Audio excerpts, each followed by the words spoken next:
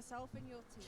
Good afternoon, everybody. Welcome back to the RAF Storm Shadows channel. It has, I would say it's been a while, but no, we were live last week with some Rocket League action, as we have been since the end of the BFBS Pro League qualification rounds. But today, we are back for the third and final qualification installment of the Inter-Service Championship 2025. Before we get into the day's action, we'll give you a breakdown of things as well. I do want to introduce my, I guess you could say, dance partner for this next couple of hours. It's Danny Boy ATM returning once more to the Storm Shadows Twitch channel, and yeah, special guest as always. Danny, welcome back. Well, thank you very much, Dale. I feel like every time we sort of get back into here, it's more the case of sort of that sort of story. Each sort of broadcast brings its own chapter before the start of BFBS didn't start, essentially. So interesting enough to see how everything's shaped up after 8 weeks, and now more, shall we say, news to come from it. So then, the story so far, I also give a nice warm welcome to everybody in the chat, by the way. Thank you so much for tuning in. Nice to see you all here from across all the three services. The story so far then for the Inter-Service Championship 2025, well, you all were there in December last year, where the RAF Storm Shadows beat the RAF Tempests in the grand final in that best of 7. It was 4-3, and that electric atmosphere, take me back, that was insane, where we crowned ourselves the first ever Inter-Service champions, right? That's the RAF Storm Shadows, and today they still hold that status, okay? And they began their defense of the title in Qualifier 1 in January very, very shakily. It was the Falcons, the British Army Esports Falcons, who stormed ahead, Danny, in January, if you can remember, and they dominated everyone in that tournament, including the RAF Storm Shadows. Of course, they're not playing today, Danny, but I'm sure they'll be watching closely. The third place position at the moment is RAF Tempests, and the Army Esports Kestrels Merlins take 4th and 5th. The RAF Shadows sit in 6th. The Royal Navy Orcas sit in 7th.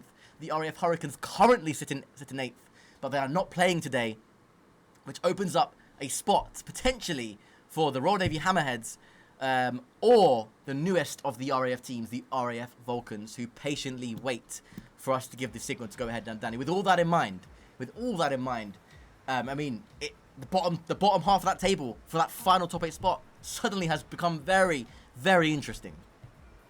Yeah, again, it feels like BF with us here. I remember the last day it was the Shadows themselves here playing for that last spot, essentially going into the day 2 on that sort of weekend here in likes of UG fan club girls and all that bunch was sitting there potentially trying to sweep in and steal the hurrah, but 2 wins and suddenly you're in through the door, similar to how the format is for this evening. So for the Shadows, this should be light work for them. It's just a question on it, will it be?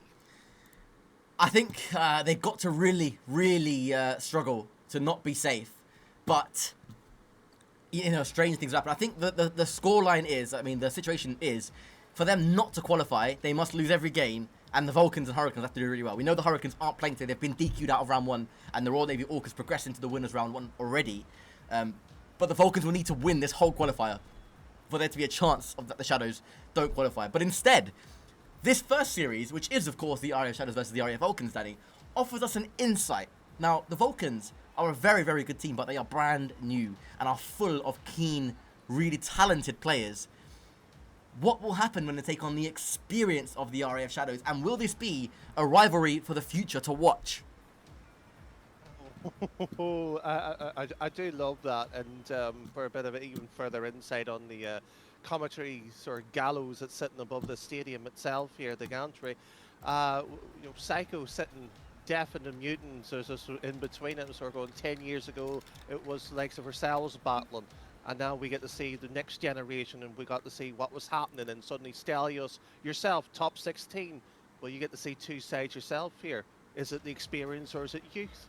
I always back experience, so I'll throw the question back on you. What is going to happen? You tell me for a change, Dale. Ooh, there was some words had in the group chat yesterday, which I can't repeat on stream between the 2 sides. All in good jest, obviously. But I would say that this should go the way of the Shadows going simply with experience, which I know is valuable under this type of situation. Will, though, Danny, that be enough? Or will the talent and the youth prospect of the RAF Vulcans be enough to take them through? Well, we're about to find out. It's the Shadows on the left side of the screen, taking on the Vulcans on the right. We are about to kick things off. It was the great Sir Alex Ferguson back when Man United once ruled the football pyramid, where you cannot win anything with kids. That was the mantelpiece. Well, here he is once ago, the clean-faced baby of the RAF now, surely grown the beard and the moustache. The magic. Roman scores the opening goal. And it's Roman who does give vital breathing space early on here for the RAF Shadows. And of course he lines up alongside Logan and the Grey Man, the absolute legend of the RAF Storm Shadows Rocket League scene. Shane Wilkins are winning it, says Prof, who Prof Too Easy is of course the sub for the Vulcans in this one. Then there is a chance early on, and it's a good save. And the Vulcans pushing for an equaliser, but it didn't come, and that effort from Steve flicked off the back of his car onto the post, and it remains 1-0. Well, it also needs to be mentioned as well too, just before hopping on to tonight's broadcast, was actually with the Vulcans for that sort of first ever time, is that shot off the woodwork at Battle Ben, not his normal name so to speak, apparently on PC broken, so playing on the PlayStation 5, so just getting excuses in early here, so it's not his usual equipment here. For those who are not familiar, as Roman flicks in a shot at the near post, that's an excellent finish, and there is the experience that he has. Trusting that Steve down the right side is going to make something happen. He does, and that flicked effort at the near post, beautiful. That's 2-0. And for those who are not aware, of course, of the Vulcans lineup, Battle Ben is Sully, EJ is Jonesy, Ethan Jones, and Lord Vile is Charlie, also known as Bale. I'm sure that name will change on multiple occasions throughout these next few weeks, as he seemingly can't make up his mind. But the Vulcans off to a bad start here, and there is a chance to get at least one goal back. And Sully sneaks in, capitalises on the mistake, and the lead has been halved. Well, the man himself, it was Lord Vale himself, is a name that can be uttered uncertainly like Voldemort here. But oh, mind you, if you ask him to fill in a jersey, he won't be swapping and changing about 3 or 4 times. I saw that one, but Steve, the certain lover of Estelios, was caught red-handed in a certain German land here. He's got the spotlight this time. I am gonna caveat that. That was a skit, right? That was a skit. We planned it. Are you telling me that was fake? Yes, that wasn't real love at all. No, there was obviously real bromance there, but like it was a skit. It was a skit. Like it was planned, and I thought it was funny because I mean, look at Relic's reaction. Who clearly he makes that clip, by the way. The way he reacted, it was so funny. But yeah, no, that was a skit. Somebody to hold me like Steve was holding you still, but clearly that's not real. It's not possible. But Logan, he certainly knows how to hug this ball. Straight bottom left 4-1 is the scoreline. But if it was Relic right now here, he'd be certainly giggling his head off like a child. And that's exactly what he did in that show. Shout out Relic, by the way. What a commentator! He's so good. I always look forward to Germany for his to see him again. He's awesome.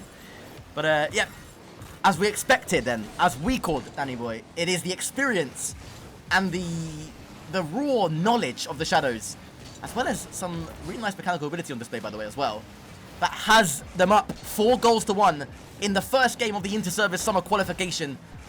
And we are only 4 months now away from the Inter-Service Championship itself, which will crown either a new champion or will be defended by the current reigning champions, the RAF Storm Shadows. Of course, Pity, Envy, and Cedric looking to defend that title. And who knows, though there are no Army teams featuring today, I wonder if they'll be watching and seeing what their potential opponents will be like and gathering any notes that may or may not help them. Time will tell. That's a nice block attempt from Charlie, and the follow-up from Ethan Jones is beautiful. It's again the lead halved. This time, though, there is a bit of insurance there for the RAF Shadows. Can they hold it? Just over 2.5 minutes to play. Some would say yes. I would say yes. But the Vulcans will try to prove me wrong, no doubt. Certainly so as well, and I was sort of just looking at the flicking up the papers myself here coming into tonight as well too. The start still having the ringing of the bell here saying to the teams, you need to get ready, get raring to go here. It needs to be sort of checked in itself here, but we know it, we can see it quite firmly, the two sides already here doing so. But the more the question at that point there, you got to be wondering what is going to happen next year. You talk about the experience here. You think at 4-1 here, you just bang the ball long, close it down, and just make the Vulcans somewhat sweatier. It's I don't know. It's been a weird start for me for the Vulcans. They've shown glimpses of some really good stuff, but ultimately they're just getting drowned out. They're just getting suffocated, I think, by the RAF Shadows. And there are some really mechanical players on that Vulcan side, and they just haven't been given the space. And to all the Shadows' credit, they plan for this. They know the mechanical skill that's on the Vulcan side, but they have a plan, and the plan is to shut them down early in the air. And so far, the Vulcans haven't been able to adjust to that. And let's see. Curtino says, "I was there. It wasn't a skit." They'll tell me after. Right? No, Kurt. No, that it was a skit. It was a skit, and it wasn't even my idea. No, it wasn't even my idea. All I'm going to say is I'm not going to get involved in another couple's relationship. Oh, Danny, what do you take me for? I don't know anymore.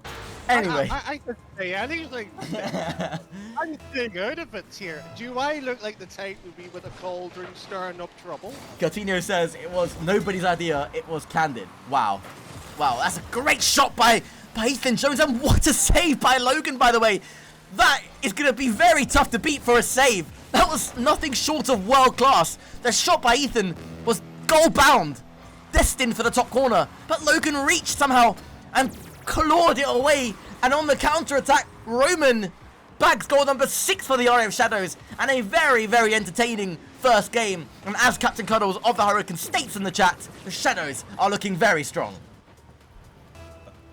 Very much a type of performance is what they need to. You know, it's not one of those ones where you sit there and look at and you're sort of going to play it a bit timid or a bit somewhat not fully on form here. I know Logan was playing recency but haven't seen on, and I know Roman himself was on a night shift the past week or so here, so not enough for game time potentially onto it. So for an opening game played the lengths of a spirited dog, shall we say, you know, you can easily somewhat fall into the trap and take them too lightly here. I guess you could. And there was a lot of confidence, by the way, going into this game from the Vulcans. I wonder what they'll be thinking now going into the game number 2, you know, having been beaten 6-2. I don't think they were expecting this, as that one sails towards the Shadows net. Logan will see that one through. Doromus completes the clear, and into the final 10 now. Up goes Sully. First shot onto the backboard. Drops down in the read. It was so close. It was dangerously close. But it will be the RAF Shadows taking game number 1. And all is said and done after that first game. The Shadows look really, really competent.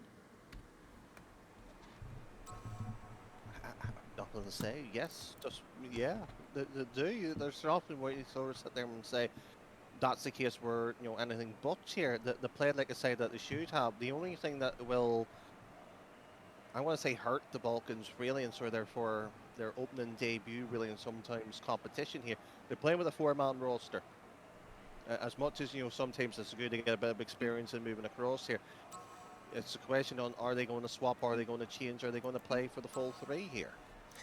It's an interesting one, because again, this is the first time that they've been exposed to a scenario, you know, as a team, as a 3, let alone having a 4th member as well. Like, you know, the Shadows, we know, are veterans of this kind of scenario, so they will know, you know, all the mechanics and the semantics of navigating a 4-man roster. The Vulcans, of course, will have no idea, and this is really crucial, formative times for this side. And if they can come through it and fight back at least a little bit, who knows what can happen. But we do head into the second game, and if the Shadows repeat a performance like that, it's going to be difficult to argue against them going and completing a sweep. Yeah. It's one of those days here, you know, I'm avoiding arguments where possible, and there's somebody used the pause button. I did, because I didn't see Roman in the lobby, so I had to just, you know, make sure that the button worked, and it did. Roman rejoined, and we are back underway now. Go on, Danny, continue. Oh no, tell me more. Did it enjoy hitting the pause button? I did. Give it all the power. I did. I've been waiting for this feature for ages. I mean, it would have saved so many headaches of players joining lobby too early, but it's in now. Better late than never. just sitting there as an admin, just threatening. You keep annoying me. I'm going to hit the pause button. I'm not going to let you know it's your own time you're wasting here, lads. Why do I feel like I just slipped into work there for half a second? I did get that. I did get that vibe for a second. I'm not gonna lie. But hey, I don't mind. You know, sometimes the two do cross over. Yeah, I don't know what's more annoying for myself here. Students that don't listen or players who think they know better. Thankfully, the people on the pitch right now haven't been a problem, and that was just a small disconnection for Roman, and he's back in and back on the way, and there goes Sully, and the Vulcans immediately do look a lot better, and that's a cracking effort from Ethan Jones, and the Vulcans, for the first time in the series, for the first time as a team, take the lead. And you know what, the shot, to be fair to them, was absolutely exquisite. Bit ugly with the crossbar hit, but they won't care about that. Through the two defenders, why the Shadows was bunched up in the way they were, baffling in that regards here, but again, that's what the sort of the young side will do. They'll find things that they've yet to encounter, the experience lineups. You're so used to being in Sally or ABC. The steps are always so common, so standard. Where the young guns, they will throw that spanner into the works as Logan. Unfortunately, his aerial technique not matching where the ball should be going this time. I also owe about 3 Suris right now, and Roman will try and sneak there at the near post with limited boost. Didn't happen, and Ethan takes his time. It's a good 50 by Logan. It just ricochets in and above the penalty area of the RAF Vulcans. I am in a Sui debt right now, by the way, so we'll get one out of the way. Sue! There's one, and I still owe 2 more. As the grey man will rise and flick that away to his left. Sorry, I didn't hear what you said. What was that again? Sue! That's 2. Again, sorry, my old age is kicking in there. What was that?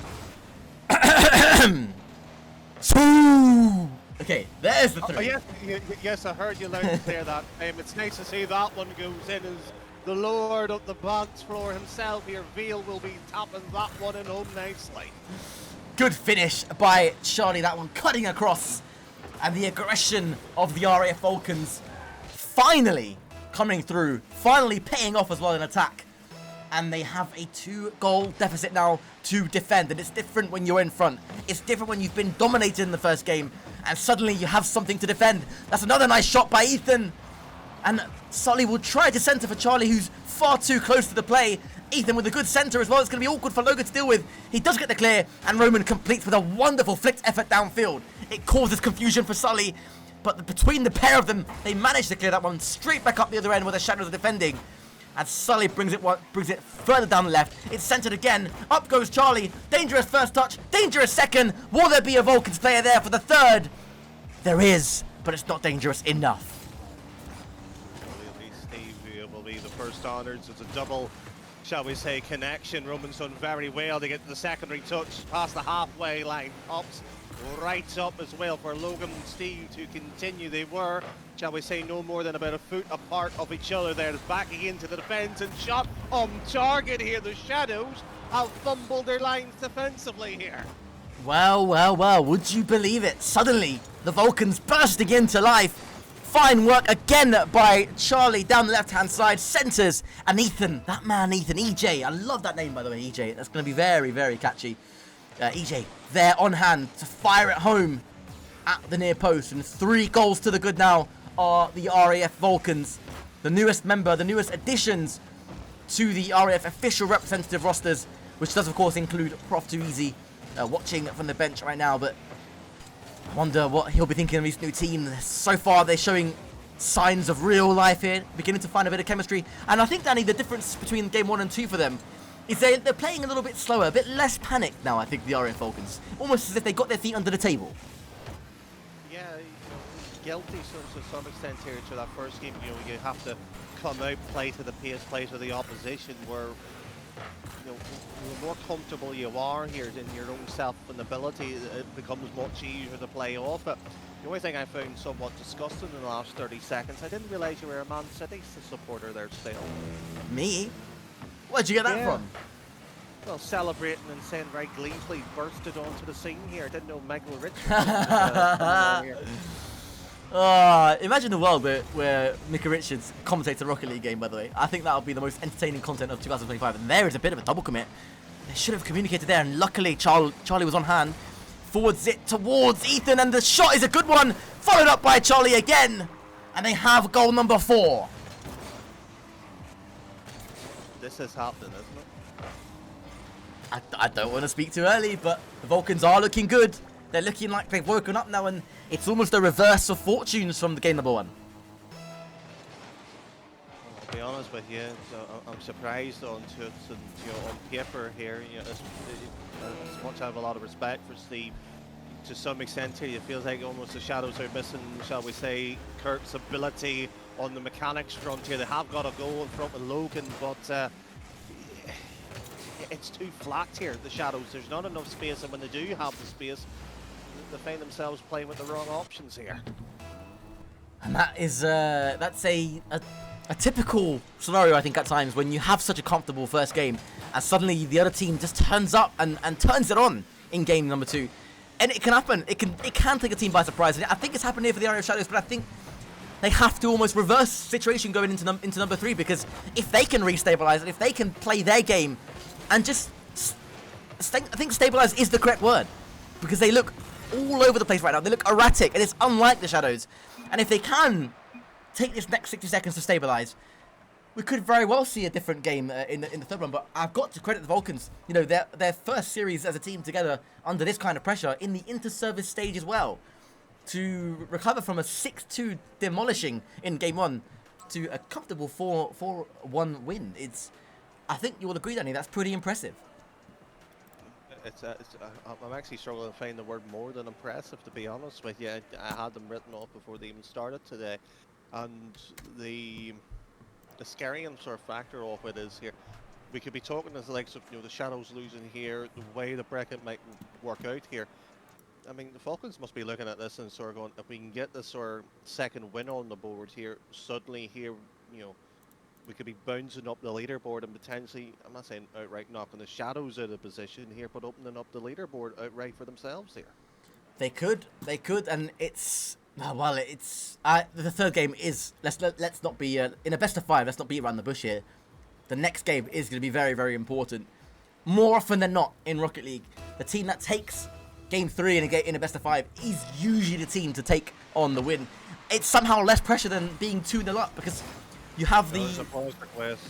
There is a pause request. We get to use it. We get to reset it as well. Love that. Look at this. Joe, I miss the days when you were, commentating, shall we say, in the big major events here. We don't know what the reasoning for the pause was or anything. We got to, fill airtime. We do know what the reason is. And unfortunately, when the players was kicked out of the lobby before it properly joined for the kickoff. So, thankfully, for the first time, I suppose, for the RAF's history here, we've got a successful pause here, more than, shall we say, a $1 million event getting their athletes right. I mean, RCS, if you want to pay me, that's a good start, by the way, for the Shadows. Just what they needed after that game. And it's 1-0 to the Shadows. And better. After a rather bizarre start to the third game, that will calm them down for sure. Yeah, usually they don't have me in the VC. I'd be telling them to place that much tighter to the left. But so what they needed after the way they did lose the last game here, it was everything that you don't want. But if you're from the Vulcans side of things, is somewhat saying, right, we conceded one from the kickoff, play it like it's 0-0 here. You were the better side there for 5 minutes, otherwise don't let a kickoff goal somewhat change the way that you approach the game here. EJ looks towards Charlie, who gets a nice quick succession of double touches, and a third. We'll get one more in towards Sully, and that is superb from the RAF Falcons. All 3 players combining down the right, albeit ridiculously close together, but it worked out, and Sully was there at the near post to fire that one home. And the advantage, the minimal advantage that the Shadows did have early on in this game, wiped out, and we are back to square one. This is somewhat starting to have that sort of feeling of an old token match back in the day when it was red versus black, back in the sort of when Logan somewhat shifted off the Tempest roster, or I should say red at the time, and when Logan and G-Wood was still on it, challenging what was Hopper, I believe, was still in that sort of white team of the era. So, Dale, there's so much history. There Why is. do we only have 5 minutes here to talk about it, potentially? Oh. There is so much history, and you've been there since the start of when these teams first formed underneath that initial colour, regime that was going on with white, black, red, and green, was it?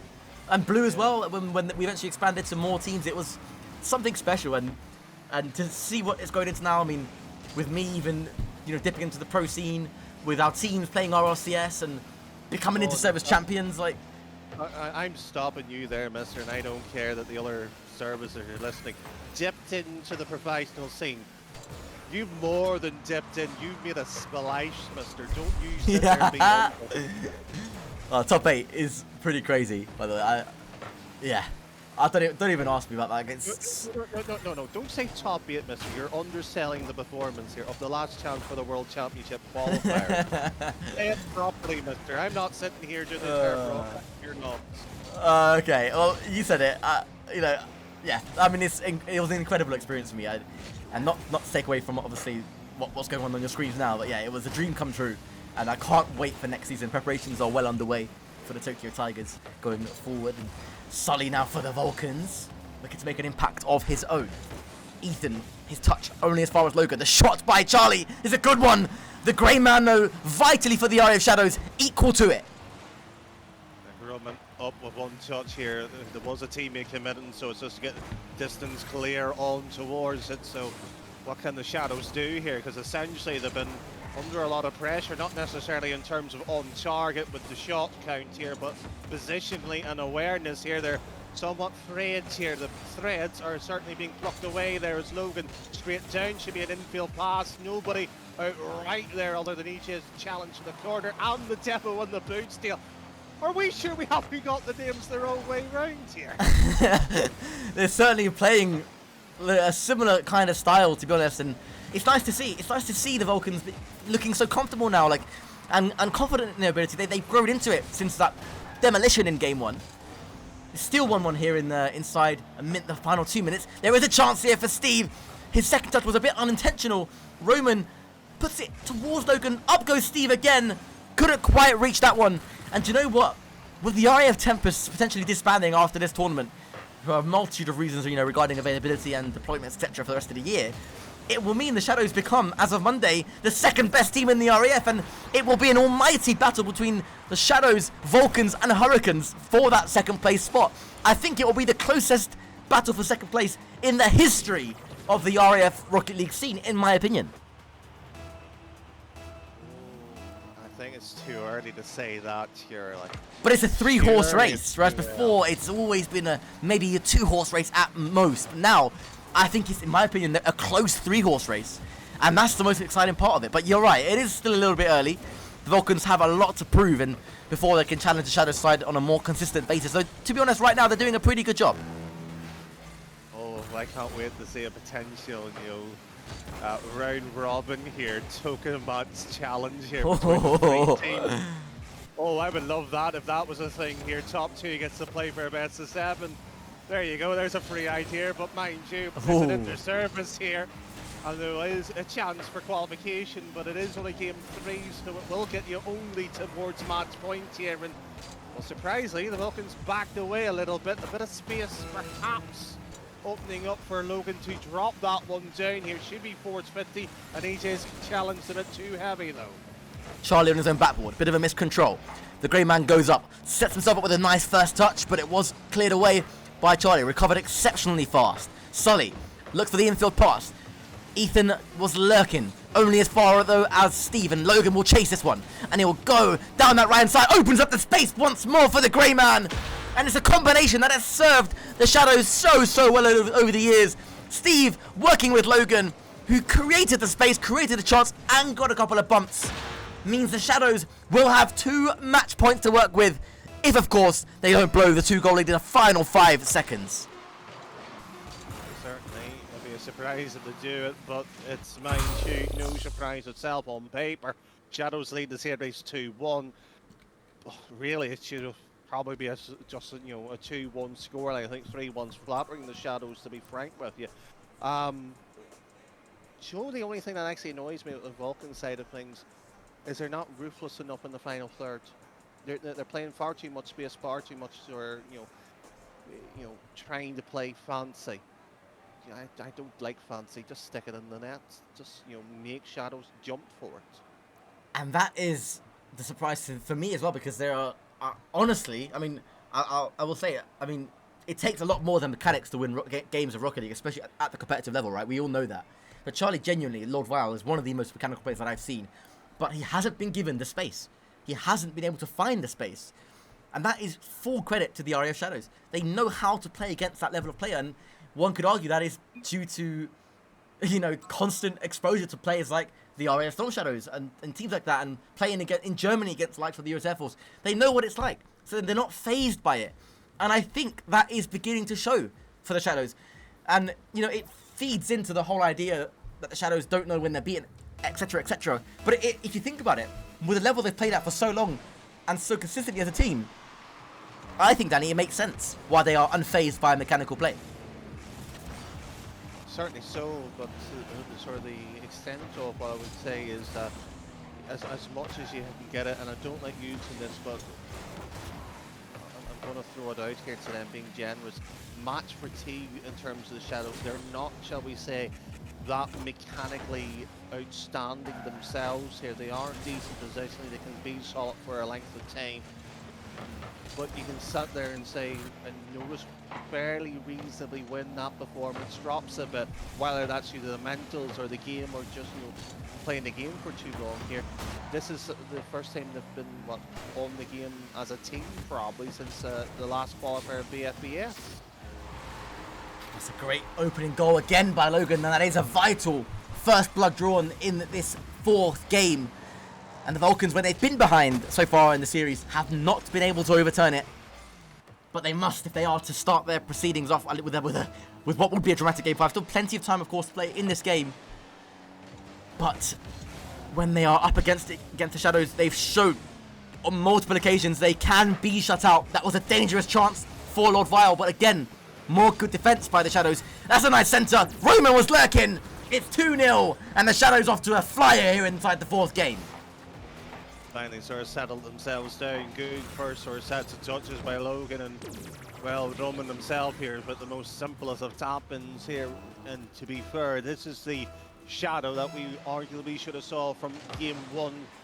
But mind you, game one's a distant memory now for the Vulcans here. If it was myself here, it'd be the long ball play to the back lines, because there's always two on the Shadow up front of the pitch here. And that could have been a dangerous one. Not sure how Logan didn't connect with that. It looked like on my screen that he had connected with that, and the ball just sort of went through him. He's left in an awkward spot now though, but he does so well, does Logan. How on earth has he recovered that one? And Sully with an interesting touch that looks like it would lurk towards Ethan, but instead it's a counter-attack for the Shadows, and it's 3 goals to the good. Roman that time scoring pretty much all in zone, just scampers down the right hand side, puts the pressure on, and it finds the gap between EJ and Charlie. And it is 3 goals to the good for the RAF Shadows. It is looking like they are going to start off their inter-service summer qualifier with a bang here. Playing for the position as high up in the leaderboard as they possibly can. And unless the Vulcans have something to respond with, I think they're in major trouble here early on in their series, in their run for the inter-service championship. I always love it when a team struggles. I don't sound to be mean or sort of vile, quite literally by that. But it's that sort of sense of how much it means for a team. You sort of going, all right, are you prepared to put the sort of the effort required to it? Are you prepared to sit there and which cycle could be heard for this one? The dark arts of the game cycle. Are you willing to get into the heads of your oppositions to make them somewhat second guess themselves? The Shadows have second guessed themselves, but faced the demons to play away from them. There is a chance for hopefully not a consolation goal as you may expect for the RAF Vulcans, but again that was a good bump by Ethan Jones on Roman, forced the first man away from play. The grey man scampered back as best as he could, couldn't make the clearance, and Charlie slots it, and it's the lead has been cut in 3 now, and it's all about this next couple of seconds for the Vulcans. 2 players up. Roman had the line up for the double, just couldn't adjust his car for the deadly touch, and rolls Steve. Oh no, Steve. He'll be gutted with that one. He would have felt that he could have done better. It was a missed clearance from Vile. And EJ just put it towards the Shadows net and asked Steve to work. And Steve, for once in his life, failed to make what he would describe as a simple clearance. But it happens when there's pressure. It happens in these kinds of moments. The Vulcans allowed a route back into this game. Can they fully capitalize on it? Time will tell. Sometimes you just have to hit the ball hard, and that's exactly what the Vulcans did there. And it's afforded them 2 minutes of essentially additional time to tie the game back up here. And they shouldn't get too far away themselves here, as EJ, at least the ball should be stealing the boost and going for the demo, and call it the rotation. It's actually poor decision making. You know, it's when teams get themselves back into the position, it's just as almost hard as the side that was leading. How do you get yourself stabilised back into it? And that's a good save by Logan, because that was on target. This game really heating up now. Ethan misses. Charlie goes up. Oh, it's a good clearance. Roman has to get there. It's going to be dramatic. It's going to be late from Roman. It was a good save onto the post. But there's 2 demos now. Sully with time in the air. Gets the flip reset. The shot from Ethan wide of the mark. And this game now really heating up. We are in for a dramatic finale here. Or is it a finale? There is still time for the Vulcans to come back. The shot by Roman, saved by Sully. And there is Sully himself with the dribble. Oh, he's dropped it straight down. Vile with the double, surely. The angle was there. He went left side into at least would have forced a shot out of the play itself there. Shadow's done well enough to hold the line here to the backboard. Logan sits deep, Roman to cover the high line. The Shadows, probably in their VC right now, are panicking with their comms. They're probably sitting there saying, sit, stay, I've got, and you can just almost sense the urgency, because the way they've shaped themselves up here, it's always 2 back, 1 going forward, standard what they should be, but it's a slowness off the line here that's the giveaway. And there's precious little time now for the Vulcans to equalise. There is 1, there's Roman, tries to beat 2, and Ethan and Charlie will rise for this. It's off the backboard. Will there be a Vulcans player there? There was, but it was missed, and the experience of the Shadows shining through. Can they make it count? Can they put the ball away to make all but sure? No, it's a cracking save. And up goes Ethan. 1 more chance here for the Vulcans. Is well played by Roman. Away to Logan, who's just stalling and using all that experience. The clearance again shut down by the Grey Man. They have been here before. This is not their first rodeo. The Shadows make it happen right when it matters the most. Of course, if that ball hits the floor, not over yet. A chance for Charlie, picks up the boost, but he's not there in time. And the Shadows take a dramatic first series here in the Inter-Service Summer Qualifier. And wow, Danny, what a game. What a series to kick us off here. Certainly so, and I was just sitting there, just looking if the Vulcans had that sort of half a second extra there. There was no Shadows defender there, so they had worked the pitch there, shall we say, but with 0 seconds holding a 1-goal lead, you expected that to some extent. To me here, the Shadows, they've got away with one. A team that once here beat the Tempest in a Game 7 to get themselves to Germany, they don't look as good as they did back then. The Falcons, either they're playing a lot better than expected, or the Shadows are just slow starters. Be interested to see what they do with the rest of the day here. Indeed, but a very interesting affair nonetheless, and maybe the start of a long and blossoming rivalry between the Vulcans, the Shadows, and the Hurricanes. I can't wait to see how that one unfolds later on in Royal Air Force Rocket League. But of course, this is Inter-Service level, and we'll have a very short break before the next series, and we'll get back to you with how the games off of stream went, and of course, the next game, which will be the RAF Storm Shadows against the Royal Navy Orcas. So a RAF versus Navy derby to look forward to. I'll be back with you in about 10.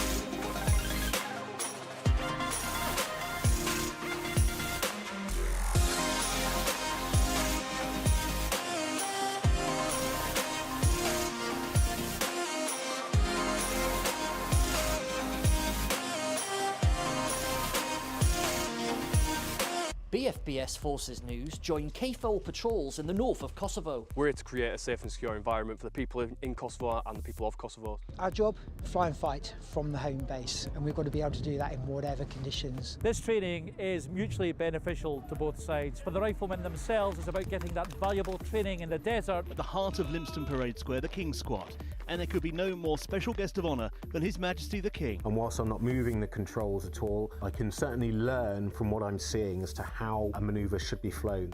This year, 337 recruits have completed training. That's a first-time pass rate of 99.7%, which is incredibly high. So we have a philosophy on the ship called the Way of the Warrior Sailor. It argues that in order to create morale, you must love and value everybody. This beam here came from HMS Indefatigable. The beams from the Armada were eventually integrated into the pub.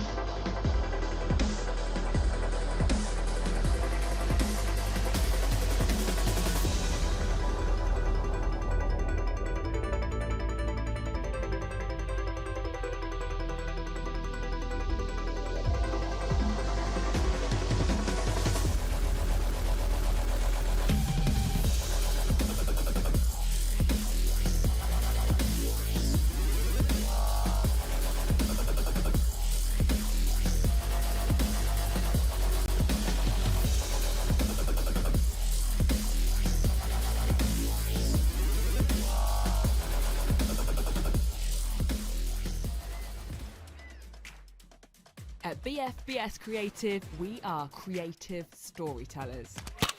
We are specialists in unravelling the untold, even from the most difficult locations. We help you reach the audiences you need to reach. From documentary interviews to addressing communication hurdles and crafting your content strategy, we can do it all. We thrive in the toughest environments, ensuring your stories are told brilliantly.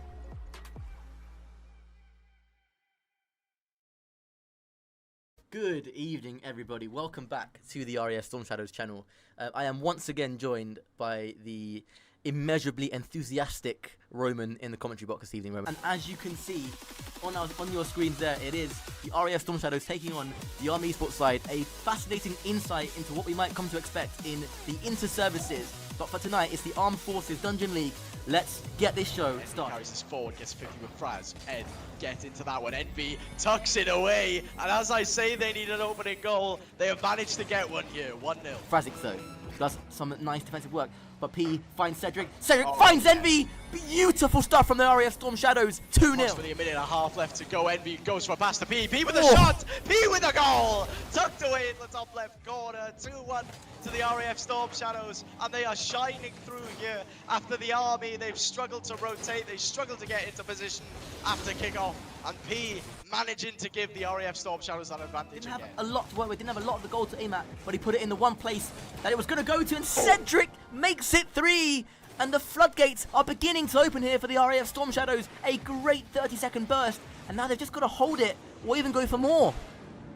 Air power wins the matches in Rocket League, and you can't tell me otherwise, as Ed will tuck that one away, and the Storm Shadows have the advantage here with 3 minutes left to go. Nothing about air superiority there. P just managing to get a pass across. Welcome back, ladies and gentlemen, and an interesting game up ahead. We've, of course, just seen the Shadows and Vulcans battle it out as two talented RAF lineups there. The Shadows took that one. And we were just chatting, Danny. Who were you expecting to win, honestly? Honestly. I would have probably said going in Shadows based on the gameplay, Vulcans should have won it. And in the end, I mean, the Shadows continue to do what they've been doing the most, which is get through games and win and make it look somehow quite comfortable as well. I don't know how, but we will move on from that then. It is now the Royal Navy Orcas in the winners bracket round 2, which is, Danny, the game this is the day 2 qualification game for both of these two sides. So whoever wins goes straight through to day 2 into the top 4. And on evidence of what you've seen in Germany and, of course, in the history of RF Rocket League and Inter-Service Rocket League, I should say, where do you see this one going?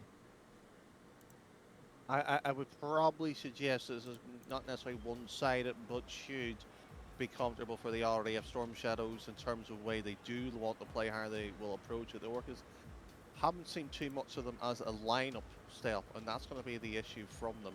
What are they actually going to bring to the table here? Well, I don't know, because in Germany they had some kind of rhythm towards the end of the tournament, but for the majority of it they really struggled because of the quality of the tournament. But I don't know, they might just fancy the chances of springing an upset, and we'll take you straight into the gameplay. It is the Royal Navy's finest against the RAF's finest as well. 2 flagship rosters.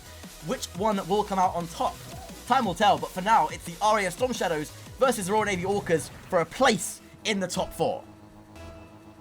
Qualification itself for courts tomorrow.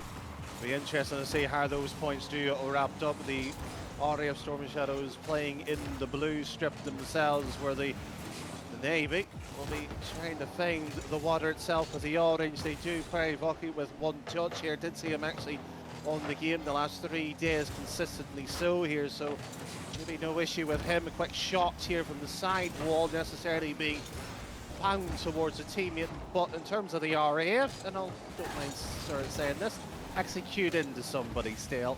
That was a certain envy as well. Ah, when was that? That was about 2 nights ago when Envy unfortunately won that. He's a gifted player, and he's a driven player, and he has the right attitude to make it, in my opinion, at the very top if he continues the hours. And there is a chance to place that one to the bottom left, and the RAF Storm Shadows kick things off with a bang. A comfortable shot in the end for well, your man Envy. Not my man Envy, it's your man Envy. Ah, yeah, I'll take that. I mean, yeah, I don't want nobody to steal him, so you're not wrong there. Yeah. No, I'm not part of anybody at the moment. I'm just sitting here on the park bench. Hello. Cedric. I just get a bit of bread here and thrown it to the seagulls. Oh, that's funny. And Cedric playing with a square dead zone, by the way, which is the reason for the his name change to Square Edric. Yeah, that's a lovely slow shot from the man himself, Square Edric, the captain of the Storm Shadow side, into what could be his last year of competitive play. Maybe is what the rumor mill is heading into, or been conjuring up. Who knows? You heard it here first. There may or may not be a retirement on the cards, depending on the talent levels coming into the RAF across this next few months. And who knows, the testimonial. Oh my god, what a pass, by the way, from Cedric into B. That was disgusting. Envy rises to it, gets the flip reset first touch, but he couldn't follow that up with a deadly second.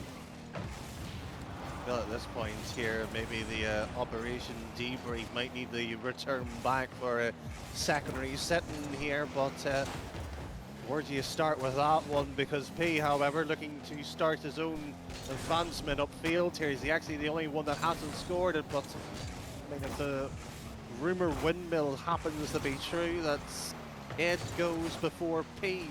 I think Monkey Moon sent a tweet out in response to the SSG 2R's AFK escapade, shall we say, on Centre Stage no more than 2 days ago. So maybe the old dog still has it, and maybe there's, shall we say, something to be behold of it.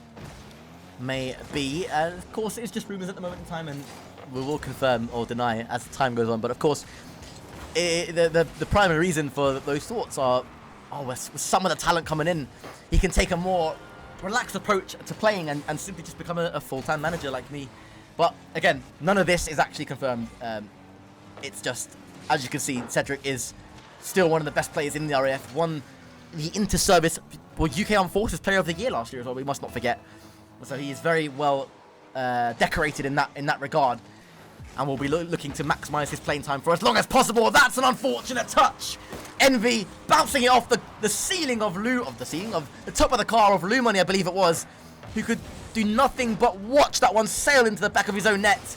And the RAF Storm Shadows continue to take full control of this series against the Orcas. It's 4.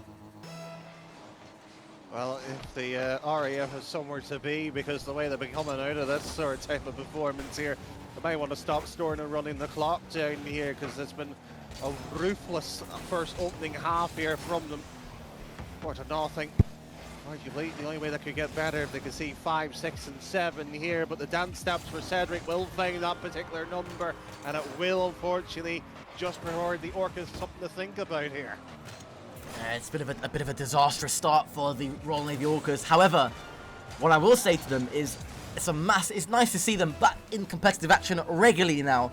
They are an organisation that now has 2 teams again, the Royal Navy Orcas and the Royal Navy Hammerheads.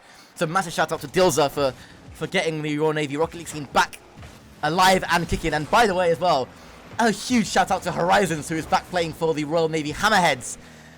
And that is an almightily good thing to see if you're, anybody that's been involved in Tri-Service Rocket League for a while. That's a disgustingly slow shot by Envy. I almost found the back of the net, but Horizons is an absolute legend of a Navy player. Has been doing it for ages, but has been away, on primary duties over the last couple of years or last year or so.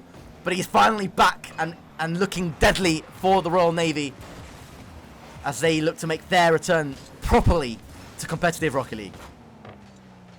You just have to actually sort of cast your mind back with the last time the likes of Horizons was competitively playing, and that would have been the likes of the Royal Cup about nearly 2 years ago now at this point.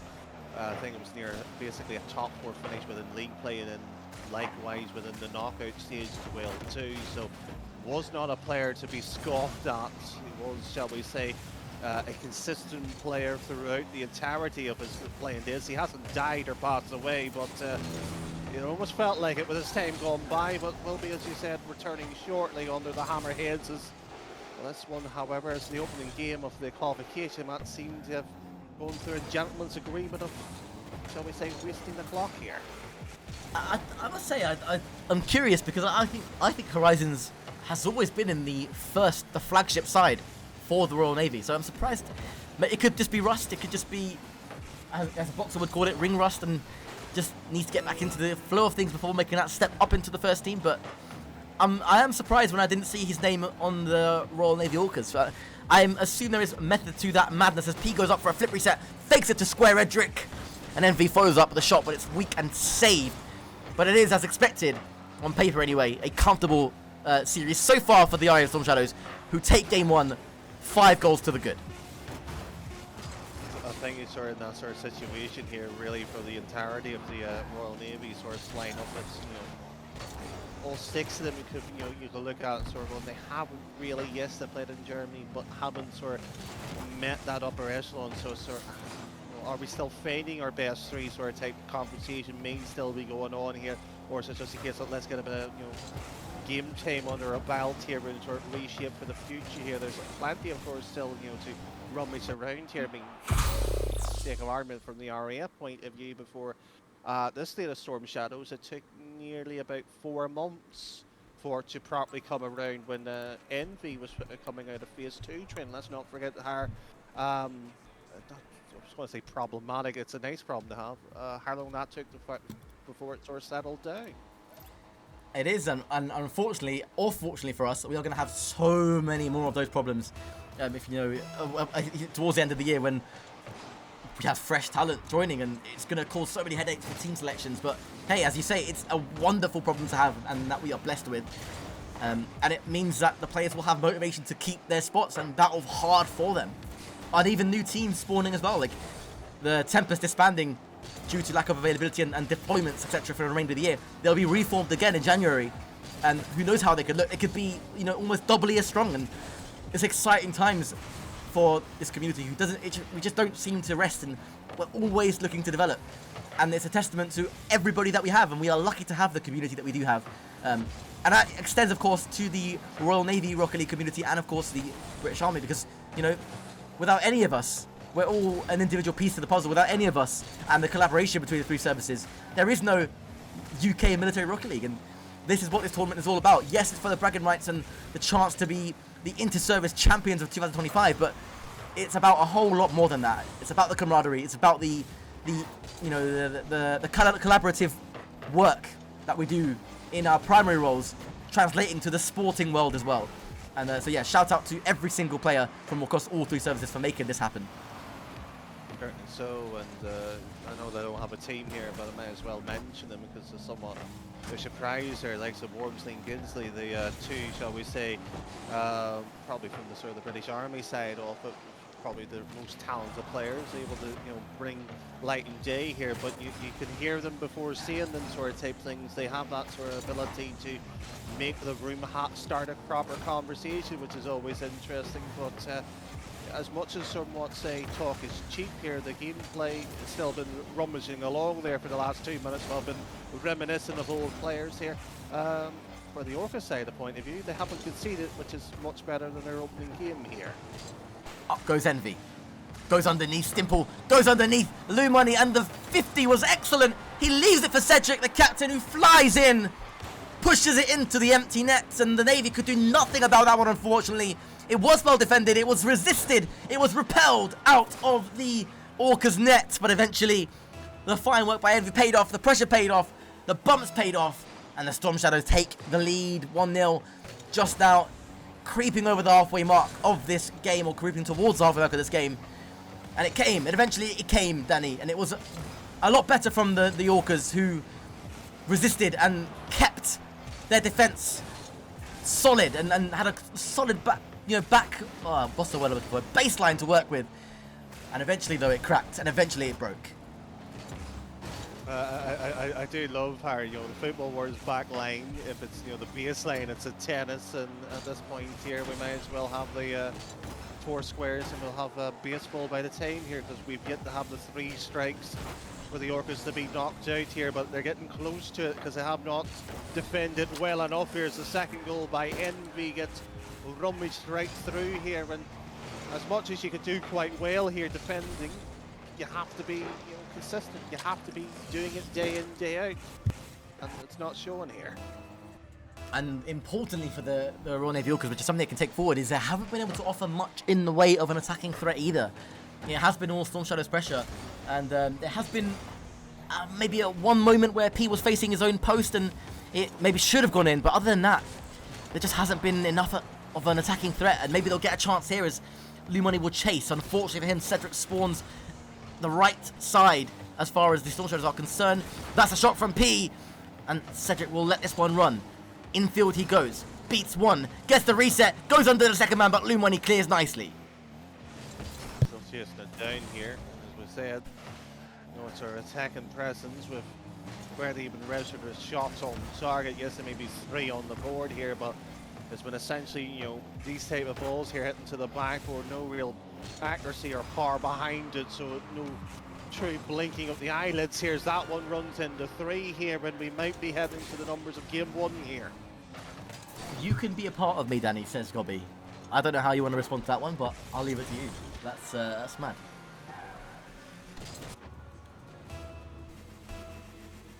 I'll answer after the break and I'll leave it like that.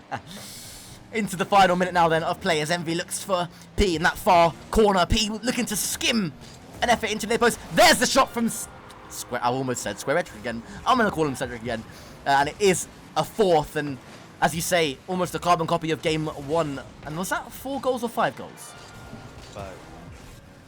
So yeah, we are getting close to almost a carbon copy then of that first game, and so far no goals conceded for the Storm Shadows, so they're looking comfortable. And in all fairness, as they probably should on paper, against what is an inexperienced Orca side. They haven't been together long, but they are showing the right attitude and signs that they can find some kind of joy in the near future. And of course their bracket won't be over yet. It is double limb. If they do succumb to a defeat here, there's still one more life for them to work with, of course, which the top 4 is achievable for any team realistically. But the Storm Shadows at the moment looking like they're going to go straight into that top 4. Perfect. So, and they'll be looking to defend their title. It doesn't seem to be too far off, but sure, there must be something about having the old dog somewhat rattled or annoyed or bored, because I think he certainly is that ladder off, and he just scored that type of goal. Disgusting. That is absolutely disgusting from the veteran that is P, and Pierce has been involved in the top level of RF Rocket League for so long, and he shows it there. That is insane. That so far is definitely goal of the day. Certainly so here. I mean, I know we've been somewhat talking about from at least half of the broadcast here about, you know, the old names of, you know, Migra, Hopper, Trinity. I mean, P's been longer than Ed has been on that sort of top team, and the fact he's been doing it for 3 or 4 years, just, you know, longevity in, you know, RL does not get talked about or the respect given. That is true. It's, as you say, longevity in professional esports, you know, and even grassroots esports like this is incredibly hard to come by. But, you know, P has always had a really good attitude, the will to maintain his level and to play. And yes, of course, like any other player, his motivation for the game has ebbed and flowed over the years. But you see him now in arguably, Danny, in my opinion, the best form of his life. Yeah, but I'm sort of trying to look at my head here, and you may feel free to, you know, argue with me on this one here. I think there's been another technical issue here. We get to see the admin pause. I'm just going to wait for it to actually happen. Lovely. But you know, the fact of it is, you go back, was it I-69 off the top of my head here to get the number right, when you had Trinity, Hopper and P being on that sort of potential lineup back then, or well, it was Ed too, and you look at what is the current lineup, maybe it's my sort of old way of looking at things here. There's sometimes the older lineups look better than what the sort of the top side of it, but you have to maybe put that down to the player more. So maybe Pierce was always that, you know, reason why the Storm Shadow has played well consistently over 4 years, more than, you know, the likes of Hopper or maybe the likes of Envy, who stepped in and, you know, made a reason for the fight to happen in the first place. It's an interesting way to look at it, and I think, as you say, on a separate show, maybe an Operation podcast, episode 2 is definitely due, because it's a lot of interesting topics for discussion. But as of right now, of course, it is the Storm Shadow, and there is a chance for the Navy Orcas. It was a good shot by Lumani, and had it been a couple of inches to the left, that would have been a rare opening goal. Instead, it's at the other end. P with a demo on Vocala, and Envy slides it under the first man and just calmly pushes it into the empty net underneath Simple, who commits cardinal sin number 1 as first man, which is to let the ball go underneath you. You've got to be forcing high there, but easier said than done. I can attest to that myself. He didn't force him high. Envy went underneath the second man. P demoed the third, and the Storm Shadows now 3 minutes away. I'm confident enough to say 3 minutes away from what has been a comfortable series for them so far. I think comfortable is the right word here. Reason apart would be more accurate. I'm trying to find a word, but my thesaurus is gone. Comfortable is far too, you know, jammed of a word here. But you know, as much as things have been going on here, what annoys me to some extent from the Orca side of it, what we saw from the Falcons in a Shadow type matchup, you know, yes, the quality gets better against the higher opposition, but where's the testing of the keeper? Where's that even a long shot here to force people back here? They haven't made the Storm Shadows think, which is, you know, I would argue is a worse than the third challenge. That could have been goal of the game, by the way. That was an incredible passing attempt from Cedric trying to link up with P, but there goes P. Vocala rises to meet him and does get a good challenge in that Dominus. P gets a secondary touch and it all falls to Envy. Soft touch onto the sidewall. Vocala glances back towards Lumani, who is there, and Stimple will now march forward and try to challenge P, and he does. Gets a good bump by Stimple. Vocala just a tiny bit too slow, I think, there.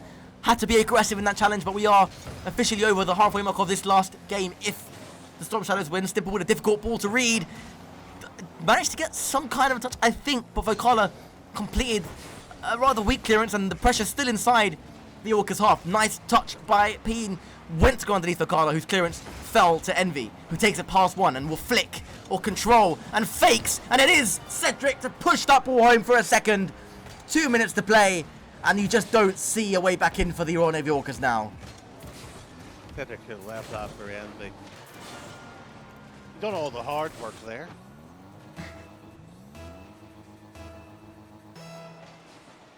I suppose he did. the ball went in. The ball went in, which is all you can ask in this kind of scenario. The ball went in. I think at this point here, I think that you should be arguing who's scoring the goals here. I've never cared. I've never cared, me. If I get a chance to tap the ball in to make sure I'm scoring that myself every day, even if my teammate's angry at me. 100%. The ball just needs to go in. I don't care if I'm on a hat trick, if I'm scored a psycho, and mate, that ball's going in. I don't care. You've scored a psycho, have you? No, I don't care if my teammate's on for a psycho and he's hit it and it's going in. Right, no. But I'm not sure. I thought you may have scored one here and you was I not wish. bringing it up here. I've never ever scored one and probably never will because that's just I don't know how you would even do it. I don't have the facilities for that. Yeah, it's a thing, all right.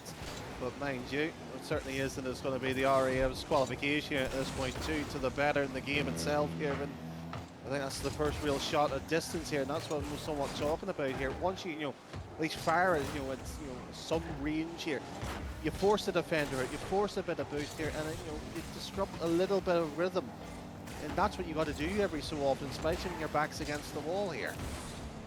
P for peaking, says Gobby. He definitely has done that. That was by far goal of the day so far. That double touch, and there is an equally good one. And P somehow credited with the goal. Now this will be controversial because this is exactly what I was saying. Cedric does all the work, and P just the last touch comes off the back of his car. That is hilarious. And it's 3-0, and Cedric can't quite believe how that has not been credited to him. Finally an argument. Hello, welcome. What do you want? Oh, that should have been it. It should have been. That should have been. It should have been. It should have been. That would have been the Navy's first goal in this series. It looks like they're going to be shut out, if not for a last bit of drama. That is Peter. Cedric again. He pulls out these mechanics like I just don't know how he does it, but it will be a clean sweep, unless of course. Oh no, Vakala had all the time in the world. He should have absolutely buried that into the back of the net to at least restore some kind of pride for the Orcas, who've tried and have never given up, to be fair to them. It's a harsh return to the tri-service stage for the Royal Navy Orcas. It's the Storm Shadows through to day 2 of the inter-service summer qualification, and the Orcas will fight on, but a dominant performance from the RAF Storm Shadows. They've almost somewhat got themselves, gearing themselves ready for a few lands down the road here, never mind just for qualification with that type of performance, because that's sort of the middle of the table, or if not the bottom sort of side of the sort of the BFBS sort of style. So get themselves ready, geared up. That's what you want to, but it's the question of what do you do from there, or how do you approach it. Resetting your minds and understanding the situation that you were in against a side on paper that are very, very good. And all there is to say is, okay, we go again. We're still alive here. We are still in a qualification game that we must now take seriously, which will be the Royal Navy Orcas versus the Royal Navy Hammerheads. That is an all-Navy derby coming at you live as the last game of this day. And I can confirm to you, the Storm Shadows are through, the RAF Tempests are through, and the RAF Shadows are through. So the fourth and final top 4 spot is between the Royal Navy Orcas and the Royal Navy Hammerheads, coming at you live in about 5 minutes' time. See you soon.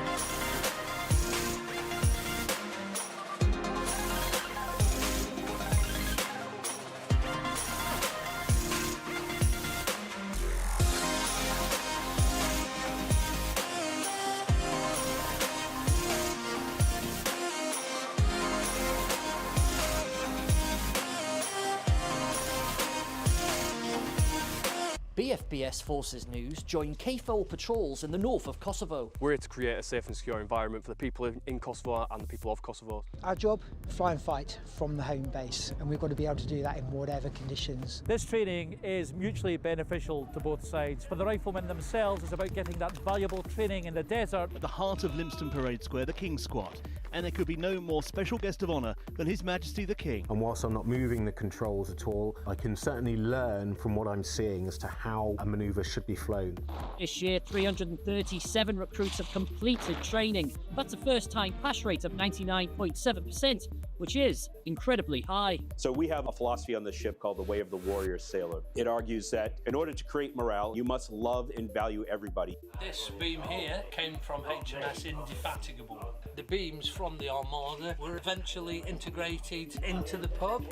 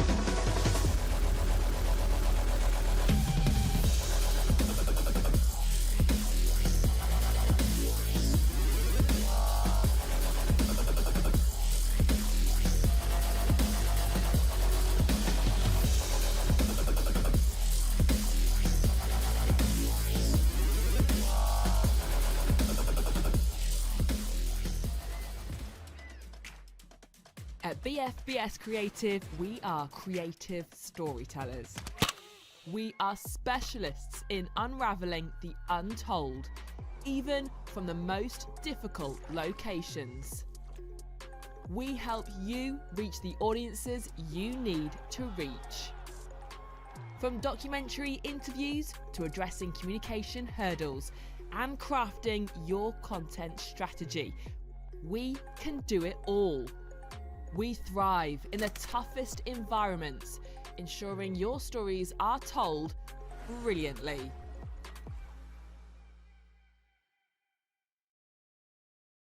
Good evening, everybody. Welcome back to the RAF Storm Shadows channel. I am once again joined by the immeasurably enthusiastic Roman in the commentary box this evening, Roman. And as you can see on your screens there, it is the RAF Storm Shadows taking on the Army Esports side. A fascinating insight into what we might come to expect in the inter-services. But for tonight, it's the Armed Forces Dungeon League. Let's get this show started. Carries this forward, gets 50 with Fraz. Ed, get into that one. Envy tucks it away. And as I say, they need an opening goal. They have managed to get one here, 1-0. Frazic, though, does some nice defensive work. But P finds Cedric. Cedric finds Envy. Beautiful stuff from the RAF Storm Shadows. 2-0. Approximately a minute and a half left to go. Envy goes for a pass to P. P with a shot. P with a goal. Tucked away in the top left corner. 2-1 to the RAF Storm Shadows. And they are shining through here after the Army. They've struggled to rotate. They struggled to get into position after kickoff. And P managing to give the RAF Storm Shadows that advantage Didn't again. have a lot to work with, didn't have a lot of the goal to aim at, but he put it in the one place that it was going to go to, and Cedric makes it 3! And the floodgates are beginning to open here for the RAF Storm Shadows. A great 30-second burst, and now they've just got to hold it, or even go for more. Air power wins matches in Rocket League, and you can't tell me otherwise as Ed will tuck that one away, and the Storm Shadows have the advantage here with 3 minutes left to go. Nothing about air superiority there. P just managing to get a pass across. A very strong 50 indeed, and Ed had an entire net to tuck it away.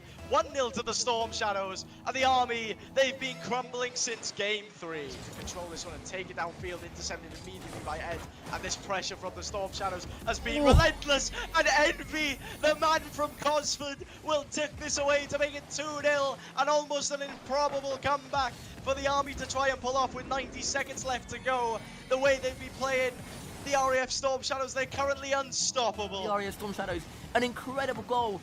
They've done it again, and it's 2-0 now, and it's 3-0 now. The lead looking unassailable. Gives Ed some time here on the sidewall, gets it up. P is on the backboard lurking. Is Ed going to get this one away? No, but Envy's going to be there. Envy's going to tuck it away. It's 4-1 to the RAF Storm Shadows. Rose-tinted glasses are on, and I don't care. It is game over. The RAF have trampled the Army 4-1.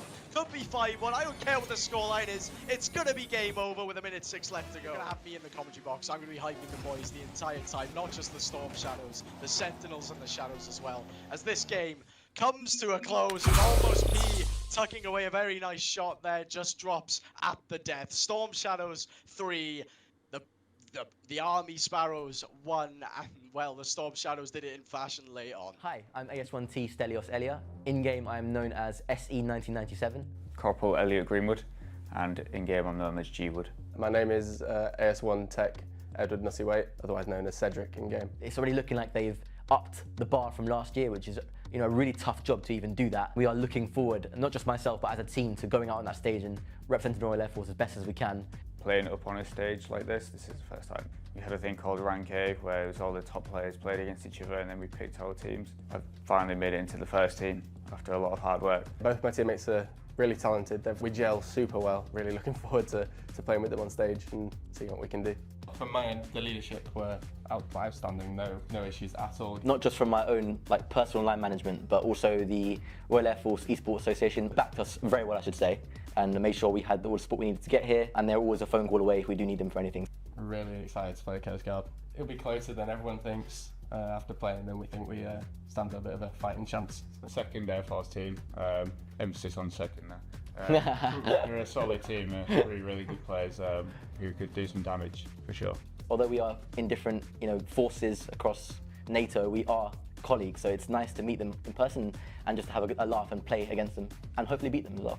You ready? AFG, you're washed. Coast Guard, you ain't as good as you think you are. We're coming for you. Space Force, stick to mini golf. We're going to win it. No, we're not. We're going to win it. We're going all the way. I thought it was good until I saw them play. The Americans will never hear the end of it if we end up winning somehow. Look, I'll shake on it. You know me, I don't drink. I will drink heavily if we win. That the pressure put down. Stelios with no boost thrown into corner will be wildly out of position. G-Wood needs to put it to the air.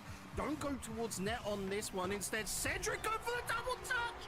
It's a beautiful finisher. 19 seconds into OT, and the RAF already going to match point. That's right, boys. Once again, I'm joined alongside none other than Stelios. Stelios, at the very start of that match, you pointed out the fact that the strategy was aggression, was confidence. Do you personally feel like you guys delivered on all fronts? Yeah, it was a series that we just stuck to the plan and executed it to perfection. I felt really good myself. I felt the other boys also played their part individually, and then we executed the plan as a team together. It was almost perfection, which means we've got to live up to that in the next round as well. So we can't just rest on our laurels. We've got to take it forward. Well, for you personally, you were the first one to score goals across, I think, 2 or 3 of those matches that we saw there as well. Was that part of the game plan for you to be the force of nature, as it were, in this matchup? I'm certainly a force of nature, but usually not in front of goal. It's usually Cedric or G-Wood that are bagging the goals when it counts. However, the way we're set up is, it doesn't matter who has the chance to score. It could be any one of us. The way we play, we create spaces for anyone to score, and it just so happened that it was me that was in the prime position to put it in the back of the net, and thankfully I did.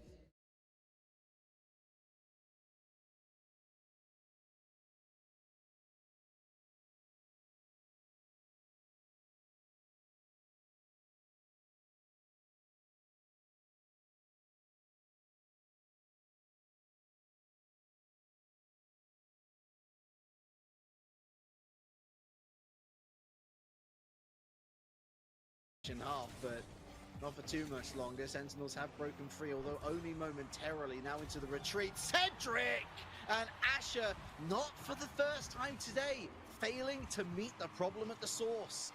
That's Cedric though. Air gets just the tiniest of the resets on that ball, but it pushes it just over the edge where Asher cannot grab it.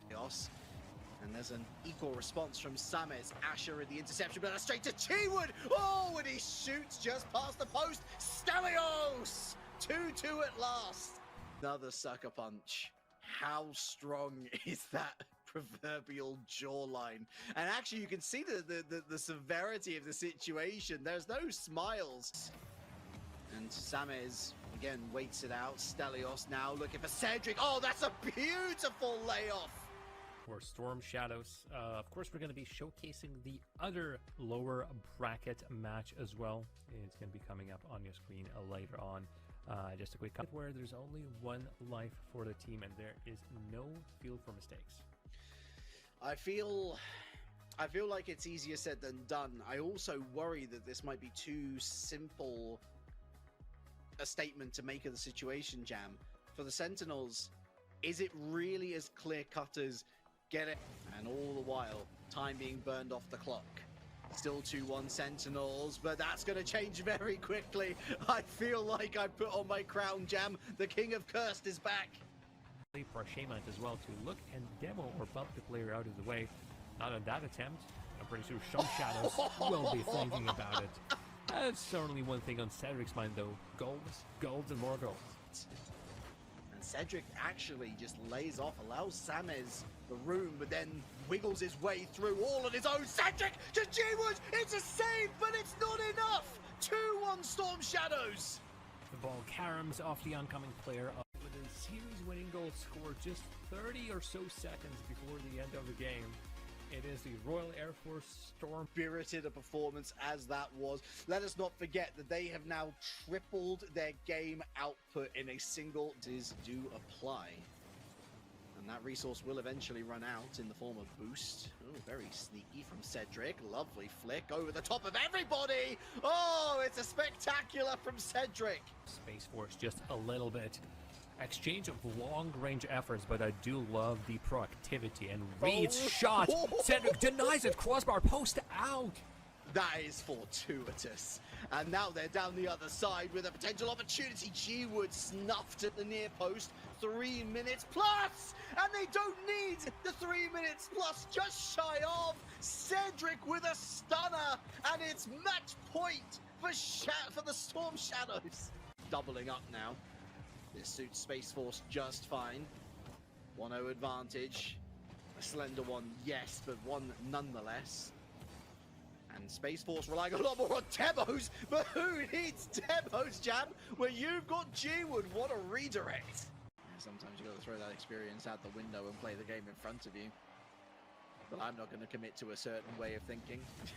I'll let you as the audience decide. And I'll let these players on the pitch decide. I tell you what, G-Wood is getting a bit of a handle, a bit of a knack on creating these goals out of nothing.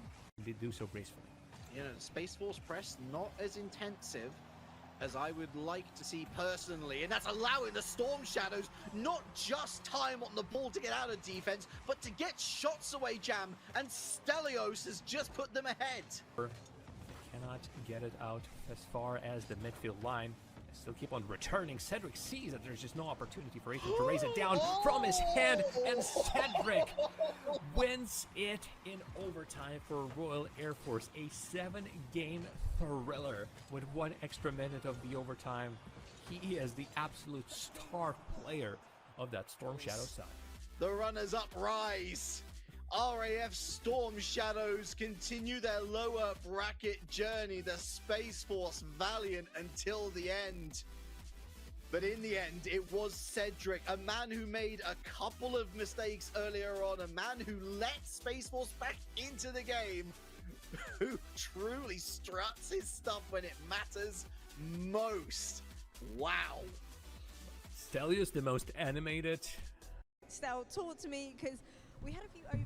Welcome back to the RAF Storm Shadows channel. It is the final series of this evening's action. The inter-service summer qualification is almost done. It's almost complete. We're halfway through it, and we're down to the final game. We know, Danny, that the RAF Storm Shadows are through. We know the RAF Tempests are through, and we know the RAF Shadows are through. So that's an all RAF top 4 so far, and it will be between the Royal Navy Orcas and the RAF Vulcans for that final top 4 place to score some very juicy points. Based on what you saw earlier, Danny, where do you think this one goes? Because I think there's a lot to be said for the way the Vulcans played. I think quite a lot could be said, and you know, the potential for literally a 4-for-4 sweep is on the cards, but, and not to throw the spanner up where I'm heading directly here, I think the Orcas got to be somewhat favourites coming into it as an established lineup. We saw what the Shadows were able to do when you did have that experience come through. And, you know, the fact is that we didn't see their offense at all against the RAF, and it helped, you know, a best of 5-0 deficit throughout the majority of it. Most teams were struggling when they were playing in that shape or form, so it's really on the Vulcans and what they're able to do here.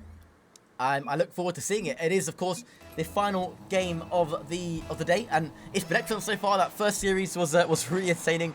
The second series was a bit more of a whitewash, but these two teams should be, according to how today's gone, very, very well matched. It's the Vulcans on that right-hand side of the screen this time, and it is Prof Too Easy making his RAF representative debut as well, alongside Lord Vile and EJ, and of course, the side of the Royal Navy Orcas, Vocala, Lou Money, and Stimple, 2/3 of the team that represented Royal Navy in Germany at the most recent AFEI. And now things are off to a start, and there goes Charlie, one-on-one, into the top corner it goes, and the Vulcans off to a flyer. I didn't think that was how we were going to open things up. No boost, so forced the defensive handoff, and he's actually picked that one perfectly in terms of getting the goal for, of course, the RAF lineup. And well, the Royal Navy's got to be somewhat questioning themselves because, you're coming down. Yes, you've just lost here, but against a debutant team, you should be showing a little bit more than this. And it's again that man Charlie just launching it onto the backboard, and he could spot that Lou Money was left on his own and very, very awkward. Couldn't deal with the clearance, and Charlie just walked in and just slotted home into him. That's clinical play. That's what the Vulcans need. They need to be taking all these chances because eventually the Navy Orcas are going to wake up and they are going to find their feet in this series. They do tend to be slow starters, but when they do get going, they are a very dangerous side. So when the chances do present themselves to you, as they have inside this first minute for the RAF Vulcans, you've got to take them. And so far, they've been clinical enough to give themselves a bit of breathing space, a bit of insurance here early on. Down for a shot on target. So off the line here, of course, one secondary touch on target would be the eventual goal there. No ground pinch or an actual bump behind it. So the RAF lineup is simply just keeping control as much as they possibly can here. Chisby to the backboard, goes left side for the shot here. I don't want to say that takes a bit of a stones to go for, but to do it in this situation, yes it does. Yeah, he followed the rules, of a good striker, which is put the ball back where it came from when it's coming across like that. It's a fine finish by AJ into that bottom left, wrong-footed the keeper, and that is 3 goals to the good now for the RAF Vulcans. Dilda says, give our boy Book a shout out his last time representing Royal Navy Rocket League. Wow, that's crazy. Is that this tournament as a whole, or like literally this is his last thing and then he's out? But either way, a massive shout out to Vocala. This is as his last time playing inter-service Rocket League as a whole and representing the Navy. That's a fine shot into the post, and it is EJ to make it 4. And Vocala, unfortunately, got his what could be his last series for the Royal Navy off to a terrible, terrible start here. And is that even if he makes it through to tomorrow? Is he literally not playing tomorrow if they get through? Is that what you mean? But either way, Vocala, a legend of Royal Navy Rocket League, you will be missed. Feels like we are slowly, at least through 2025 here, whether it's the Army, the Navy, or even the RAF themselves here, slowly seeing the old faces turn to stone. At this point here, it will be what the new generation does. Yes, a legend in his own regards here. So arguably not the way he wants to be going out here. Probably maybe open horizons was maybe here in the rounds to give him a bit of helping hands here for old time's sake, but currently 4-0. So maybe one last firework still left in the old tank here, surely.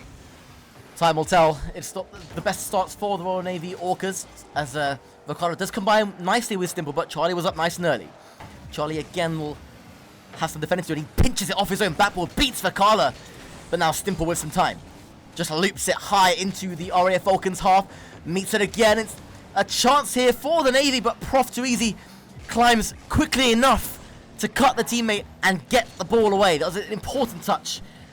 Whether it was comped or not, it was important for Prof to touch that. Another chance for Stimple, but another good save by Lord Vile. Good back middle, dropped into it, and that's a good read by both sides. So who wants it, who wants the ball to take control, and the profess themselves here with simply, consecutive touches here. The hold on to it. Eventually goes away from his control for running with one touch in the corner. And you know what? To me here, I think the Orcas have just resigned to the fact here it's a very casual approach here.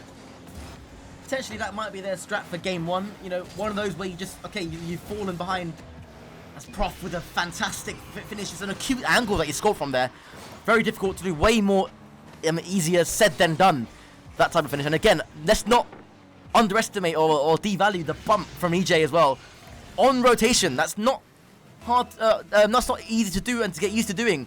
Bumping on rotation rather than going out of your way to bump. It's an important differentiation to make. And EJ done it well, and it freed up the open net for Prof Twizy, who made no mistake from that acute angle. But this is for Vulcans to qualify for the LAN, right? No, I don't actually know. We need, me and Ed and G-Wood, once the qualification is over tomorrow, we'll sit down, we'll review all the rules, and we'll work out, do all the maths. But it could very well be, I just haven't looked at the maths yet. That'll be a tomorrow job. And we will be releasing a full statement tomorrow after the in-service qualifier is over to tell you which teams have qualified and which teams haven't qualified. Because remember, there can only be 3 teams for one service, and that includes Navy and Army as well as the RAF. So a lot to work out, but yeah, I think a top 4 finish is all they need, and a win here would see them to it, see them at the LAN. But like I say, time on the clock still for that to change. But right now, it's 6 goals to the good for the Vulcans, and it's a dominant first game. Plenty to sit there when you can get the old other notebook out and the parchment and quill to essentially, keep writing its our final memoirs here of the Orcas, but while they're, guaranteed to some extent a spot here with the main team. But really begs the question potentially here. But when he does somewhat go here, does Horizons, we mentioned it for his team or somebody else here for the Hammers to line up to eventually take that main spot here, which will be essentially vacant. But the Vulcans, whether they're there or not here, certainly making their top 4 presence felt here. It's an interesting one, Danny, because the rules state that each service is guaranteed only 2 slots for their team. So it makes things very interesting for the likes of the Army and the RAF especially. Which 2 teams are guaranteed and which teams fall outside of the top 8 after tonight. It's going to be very complicated to work out, but we will, and we will be informing everyone who exactly is qualified tomorrow evening as this series progresses on. But and that's why I love the format. I think it's a very, very interesting format to mess around with and to play with. And we might have a second pause. No, we won't. We are going to proceed straight into game number 2 here. Tech issues, but yeah, it's going to take a bit of number crunching, a bit of rule checking just to outline everything into some relative detail here. But for the sort of the focus side of things here, all that they'd be caring about is their Jimmy's tournament. There's 3 individuals in lineup here. That shot's on target. For their sakes all, but they're just the great disruptors here. Are they just going to take a few points off a few teams that will be either playing for seeding or just necessarily for survival's sake at this point? Stimple loops that one high. Lou Money goes up. He's got enough boost for a touch here, but EJ read the miss and got a crucial deflection away to his right-hand side. Sorry, away to his left there. Volkala knocks away to the right. Prof takes his time, has enough boost to make a play here. Preflips into a pass to EJ, but Volkala just bats him out of the air. That's good defending by Volkala and the Royal Navy. But Charlie with time gets reset number 1, gets reset number 2, and fakes as well, but Lumoni equal to it. Good defending by the Royal Navy Orcas, and much improved start to this game for them. So at least back into the middle. To have his attempt here, no passing options, so it should be a shot on target, and he's done well. And why the Vulcans sitting directly in a straight line there, nobody to capitalise on. Essentially that's their old mark to get the ball in the box and see what happens. They did everything they should have, but put it in. That is indeed the case, but there is an improvement, Danny. I'm sure you agree. There is a massive improvement here for the Royal Navy Orcas side. I mean, they are still pinned back inside their own half here, but they're resisting well. But there will be a chance if Stimple can't quite strip for that, which he did, and it falls to Charlie, who will go for a demo or leave the play. Lumani just gives the ball straight back to the Vulcans. He can't afford to be doing that. You've got to keep control of the ball because it will leave gaps in your defense with limited boost like that. But once more, the Orcas managing to survive and managing through Vocala to exit into the offensive third for one of the first times in this game anyway. Lord Vile linking up with Prof too easy to get the ball straight back down the Orcas' end. It loops to a Stimple and he clears away. It's a better clearance that time. It's deep inside the Vulcans' half and the Orcas now looking to provide some spark of their own. It's a chance for Lumani, who's shot too weak.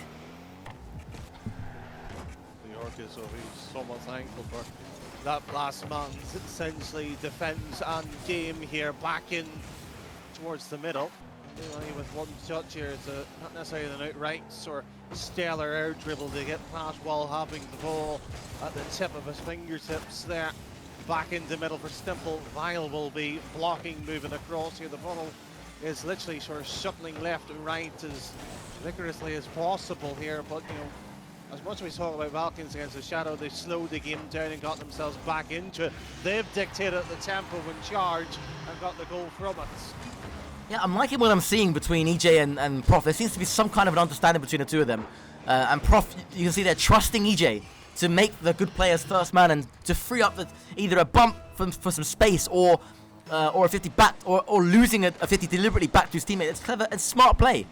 And it's something that you do see on the professional scale, and now they're maybe a bit prematurely having a bit of fun trying to come off the ceiling there, but the Orcas, you know what, especially whilst it's still only 1-0, are not to be messed with. They're still a threat here, and the more this game stays as a 1-goal deficit, the more dangerous they become. And Stimple goes up high, and Prof has to get there. It's a bit of a miss. Vocala rises, but EJ gets the ball away. One opportunity is all what you needed. The Vulcans have taken one earlier. A second one that would even be better here. Lumani's shot will be not on target, got out here, and she'll be backing away from this. No need to close it down and gap. As much as the Vulcans has a new debutant team, they've shown quite a lot of early promises, but mind you, there's things you could just, as much as would love to let by still, it frustrates me to watch here, because that inline defense, you can almost play tic-tac-toe with them. At some point they've got to spread out and trust each other. And that comes with time and experience, but yes, you are completely spot on. Seems to be the weakest point of their game so far, is that they stick a little too close together and they turtle up, and it's exploitable, and it has been at times here for the Orcas. They haven't got a goal from it, sure, but it's there to be exposed, and you can see there are some errors in this defense for the RAF Vulcans. But at the same time, it's to be expected. Oh, that's horrible from Vocala and Stimple there, just knocking the ball against each other. And up goes Charlie, knocks her over one. Can't quite get the third touch, as Prof again leaves it for Charlie. Limited boost, but still tries to make a play. Gets her over the first man. And Lumani just doing well to buy time for the defense of the Orcas. But it's EJ. Good save by Orcas. Off Stimple again. That's twice in the last minute that has happened. And it's unfortunate for the Orcas, but the Vulcans will say absolutely yes, please, we'll take that. It's 2-0 with 8 to go, and it's 4 match points to take the Vulcans into the top 4 for the first time in their inter-service careers. Essentially saw the Rocket League's equivalent of hot potato there defensively.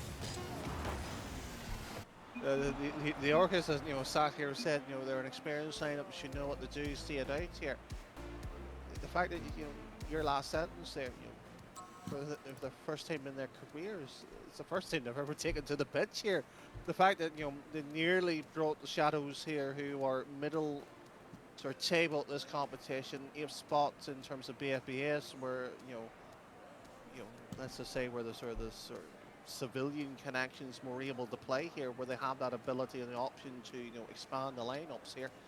They're making teams look average, where they shouldn't be. They have no right to, but that's when you're meant to be a decent side coming up to the ranks. You play with that, shall we say, unknown quantity, and have the arrogance to pull it off. That is the case, and the arrogance is there, and they've played with a bit of nous and attitude, and And it's good. It's what you like to see from new teams. And again, once more, shows you the depth that the RAF Rocket League scene has. You know, coming straight from being a team, you know, as soon as 2 days ago, to now making a top 4 in an inter-service environment. It's really nice to see. And they still got, of course, I mean, I won't call it a formality because the Orcas are dangerous. I know all 3 of these players, they're dangerous players. They can be really effective. They just haven't got going yet. But, you know, it's never too late to get going. And now will be a better time as ever to have some kind of non-RAF representation in tomorrow's top 4. Time will tell if they can do it, but as of right now, heavy favourites you would say are the Vulcans. Well, if they were to let this slip here, it would be damaging for their early careers, but not necessarily the worst thing that if the Orcas decide to come in reverse sweep here, but this is sort of the big but sort of statement of it here, and correct me if I'm wrong here. I don't think we've ever had a reverse sweep before in a qualification match. I don't think we have either. Not yet. So it would be history is what you're saying. It would be history. There would be history, but again, you know, it's history either way of a, you know, a potential sweep or outright win here for a debutant team who has never touched the game as a lineup before in competition, the inter-service or any form of the military branches, or an experienced lineup to do the unthinkable. I mean, the last time we looked at reverse sweeps here in any form or shape of it would be the likes of the RAF in Germany, but that's a distant memory ago here. But it's not the RAF itself as an identity under the cosh here. It's the Royal Navy.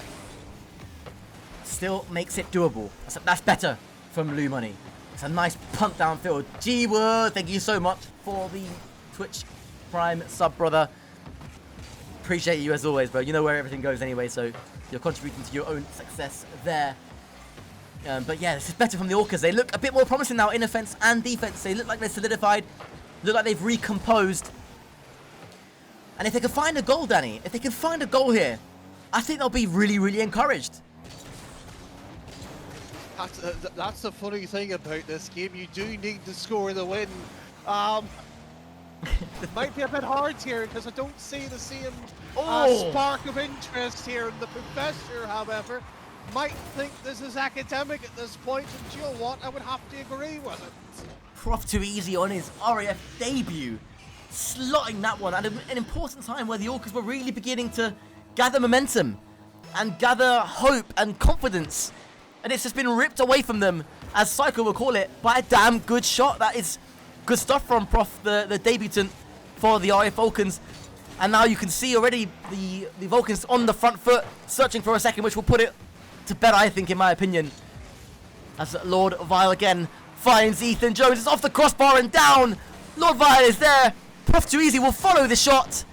But Lou Money there to clear for the Orcas now, who are clinging on desperately here for a chance to stay alive inside the top 4. It will still be, of course, points on the board for the Royal Navy Orcas. Important points at that as well, which may or may not secure, I mean, it will secure their space at the LAN, but Lord Vile credited with a goal, but it was Stimple put in a horrific position by that touch from Charlie, and he had to try and touch it, but unfortunately, he's touched it into the back of his own net. At what point here do you somewhat, you know, consider hoisting the white flag of surrender, because that's where they're heading towards at this point here. It's just being dismissed here by the kids in the playground here. It's the kindergartners simply rumble of joy here. At what point here does the Falcons somewhat sit here and, you know, stop? Because the way they approach the opening game here, it's like an experienced head on them somewhat here. Kept it calm, kept it composed.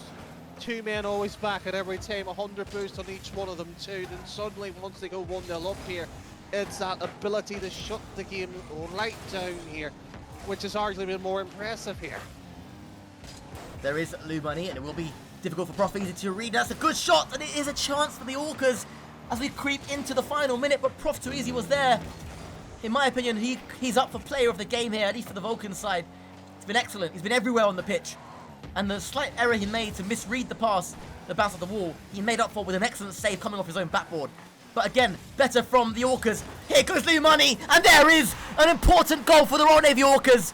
They're back into this game, and all of a sudden, a dramatic 44 seconds of play here sits between us, the Royal Navy Orcas, and staying alive here in the series. You couldn't score a goal against the RAF Storm Shadows, the top branch, the cream of the crop here, when they nearly were feeling on similar fate against the lowest of the low in terms of the RAF teams. You want to talk about survival? Yes, that's maybe one goal. Finding a second one while they've just been put right to their own backboard defensively here. It has to be one last final chance here, and Lou Money's just give them the ball and possession over. It's over to them. And here we go. There's a big clearance by Prof. He's been there again. Lord Vile gets the demo as well, but EJ will be last man. It's good third man play by EJ. He just keeps the ball where it needs to be. Prof with a shot off the post. And now here come the Orcas surely for one last time. No, it's sent straight back to that Orcas net. EJ puts it onto the backboard. Stimple has to clear. It's a pinch between Stimple and Lumani. And Vocala has to chase. He won't get there. And it's the RAF Falcons on their debut as a team, as a representative roster, who make it into the top 4. And it is an all RAF top 4 in tomorrow's semi-final, grand final. It's nothing else to it. It's excellent as far as your RAF is concerned, but the Navy fought back hard. Unfortunately, it was too little too late. Yeah, I'm so somewhat sitting here and just, Joe, I'll be bold enough to sit there and say this here. That was probably a better debut experience than any of the RAF teams throughout the history in terms of what they've achieved here. I can't even put words right to it here. The Orcas did not look like you say that was match fit, shall we say? Yes, by legacy, by name, and the respect they deserve all of that.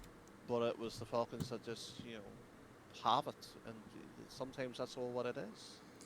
The good news for the Royal Navy is that they are guaranteed to have 2 teams at the LAN, so they are kind of unaffected anyway. In the spirit of the inter-services, we want as many teams as we can from all 3 services to be there.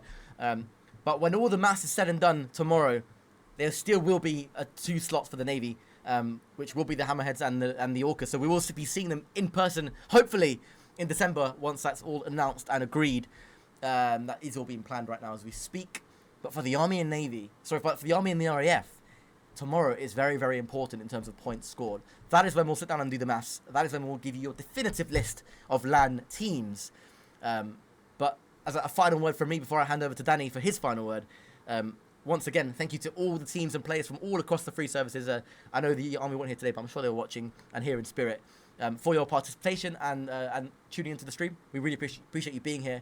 And it's tomorrow, it's 1800 for the top 4 between the 4 RAF represented rosters. I'll see you tomorrow, but Danny, over to you for the final word. There's nothing much to add there, Sel. You said it all here. We'll see you all tomorrow. Let's get the gameplay ready for them.